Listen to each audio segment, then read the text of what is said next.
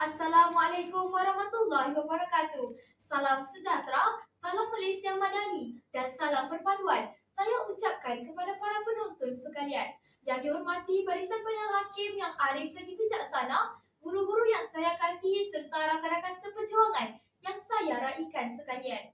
Izinkan saya membuka tirai pidato ini dengan satu persoalan. Mengapa kita begitu pantas dalam mengikuti tren yang kian tular di media sosial tetapi begitu lambat dalam menghayati prinsip rukun negara yang menjadi tunjang pembinaan sesebuah negara? Persoalan yang cukup menarik. Hari ini, kita sanggup menghafal lirik lagu yang sedang trending, mengetahui setiap cabaran yang tular di TikTok, malah mampu mengikuti perkembangan teknologi kecerdasan buatan atau artificial intelligence. Namun, apabila ditanya, apakah yang menjadikan Malaysia terus aman walaupun rakyatnya berbina bangsa, agama dan budaya, ramai yang terdiam. Hadirin sekalian, jawapannya bukan pembangunan negara dan bukan juga kecanggihan teknologi, tetapi prinsip rukun negara yang menjadi tiang seri kepada keharmonian negara kita. Persoalannya, adakah rukun negara hanya sekadar lafaz yang kita baca setiap kali berhimpunan atau satu kewajipan yang kita wajib hayati sepanjang kehidupan? Bagi menjawab persoalan itu, kami akan membawa hadirin menelusuri 3 prinsip rukun negara yang bukan sahaja relevan, malah menjadi benteng kepada generasi masa kini. Prinsip yang pertama, kepercayaan kepada Tuhan membentuk insan yang berintegriti. Hadirin sekalian, mengapa kepercayaan kepada Tuhan diletakkan sebagai prinsip rukun negara yang pertama? Hal ini kerana sebelum seseorang menghormati manusia yang lain, dia perlu terlebih dahulu mengenal siapa penciptanya.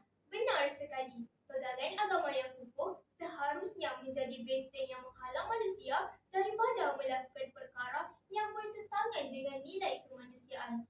Namun, realitinya hari ini semakin maju teknologi, semakin banyak pula cabaran moral yang kita hadapi. Ada yang menipu dalam peperiksaan, ada pula yang sanggup melakukan penipuan dalam talian demi keuntungan segera. Tokoh ilmuwan Islam Ibnu Khaldun pernah menegaskan bahawa keruntuhan sesebuah tamadun bermula apabila rosaknya akhlak masyarakatnya. Kata-kata ini masih relevan sehingga hari ini. Ya sahaja negara yang maju, kemajuan negara mereka tidak hanya diukur melalui bangunan pencernaan langit, tetapi melalui nilai kejujuran, amanah dan integriti rakyatnya. Bak kata pepatah Melayu, ikut resmi padi, semakin berisi, semakin tunduk. Orang yang benar-benar berilmu tidak akan sombong dan orang yang benar-benar berpegang kepada Tuhan tidak akan mengkhianati amanah. Jelaslah bahawa kepercayaan kepada Tuhan bukan sekadar prinsip pertama rukun negara, malah merupakan akar yang menyuburkan seluruh pohon perpaduan. Hadirin sekalian, prinsip yang kedua, kedaulatan undang-undang. Saudara, izinkan saya bertanya satu lagi persoalan. Apakah yang akan berlaku jika suatu hari nanti tiada lagi undang-undang di negara kita, tiada lampu isyarat dipatuhi, tiada undang-undang dipedulikan dan tiada hukuman yang dikenakan kepada pesalah? Agaknya, masihkah kita mampu hidup dalam keadaan yang aman? Sudah tentu tidak. Bayangkan seorang pemandu memandu sesuka hati di jalan raya kerana merasakan dirinya bebas dari tindakan undang-undang. Bayangkan pula jika seorang individu menyebarkan fitnah di media sosial tanpa memikirkan kesannya terhadap maruah orang lain. Bukankah ini akan mencetuskan huru hara? Undang-undang tidak dibina bagi menyusahkan rakyat, tetapi bagi melindungi hak setiap rakyat.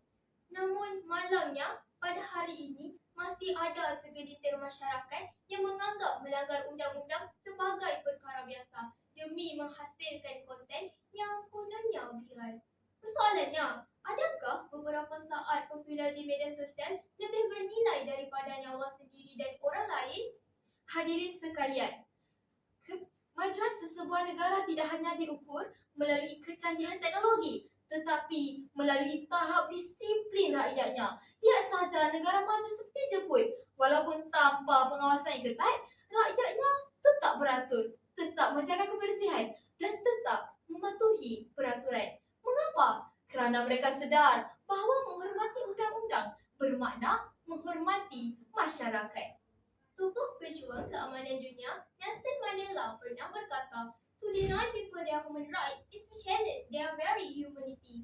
Kata-kata ini mengingatkan bahawa undang-undang bukan sekadar menghukum tetapi menjamin keadilan dan melindungi hak semua tanpa mengira pangkat, bangsa mahupun agama. Bak kata pepatah, biar mati anak, jangan mati adat. Pepatah ini menegaskan bahawa prinsip, nilai kejujuran, amanah dan integriti harus dipelihara dan dihargai walau dalam apa jua keadaan.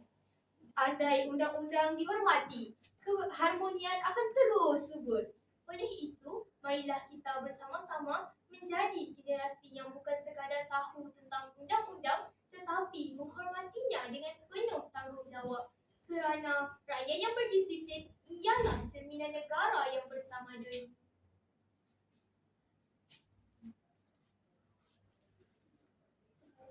Hadirin sekalian, perkara yang paling mahal nilainya pada hari ini ialah adab. Benar sekali. Hari ini, jari lebih pantas daripada fikiran. Belum sempat menyelidik, kita sudah berkongsi. Belum pasti kebenarannya, kita sudah menghukum. Belum mengenali seseorang, kita sudah mencaci. Lebih menyedihkan, semua ini hanya dilakukan hanya untuk menjadi viral. Persoalannya, apakah gunanya ribuan tanda suka jika akhirnya kita kehilangan rasa hormat antara satu sama lain? Apakah artinya menjadi terkenal jika akhirnya ramai yang terluka dengan kata-kata kita? Di sinilah pentingnya prinsip kesopanan dan kesusilaan.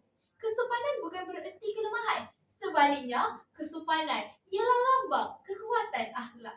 Pendeta Zakwa pernah mengingatkan bahawa bangsa yang beradab ialah bangsa yang tinggi budi bahasanya. Kata-kata ini membuktikan bahawa kemajuan sesebuah negara tidak hanya bergantung kepada bangunan yang tinggi tetapi juga kepada akhlak rakyatnya. Bak kata pepatah Melayu, kerana pulut santan binasa, kerana mulut badan binasa. Satu komen kasar mampu memusnahkan persahabatan. Satu fitnah mampu memecah belahkan masyarakat. Tetapi satu ucapan yang baik mampu menyatukan perpaduan sesebuah negara. Hadirin sekalian, di awal pidato tadi, pasangan saya mengemukakan satu persoalan. Mengapa kita lebih mengenali trend media sosial daripada menghayati rukun negara? Ini jawapan yang sudah jelas. Bukan rukun negara yang hilang nilainya, tapi kitalah yang semakin alpa untuk menghayatinya. Jika kepercayaan kepada Tuhan menjadi akar kepada akhlak, Jika kedaulatan undang-undang menjadi benteng kepada keamanan, dan jika kesopanan dan kesusilaan menjadi jabatan kepada perpaduan, maka lahirlah sebuah Malaysia yang aman, maju dan disegani dunia. Maka kita perlu menghargai prinsip rukun negara bukan sekadar di bibir tetapi di hati, bukan sekadar ketika perhimpunan tetapi dalam setiap tindakan. Kerana rukun negara bukan sekadar ikrar. rukun negara ialah identiti. Rukun negara ialah maruah. Rukun negara dihargai. Malaysia kekal harmoni. Sekian, wabillahi taufiq wal hidayah. Wassalamualaikum warahmatullahi wabarakatuh.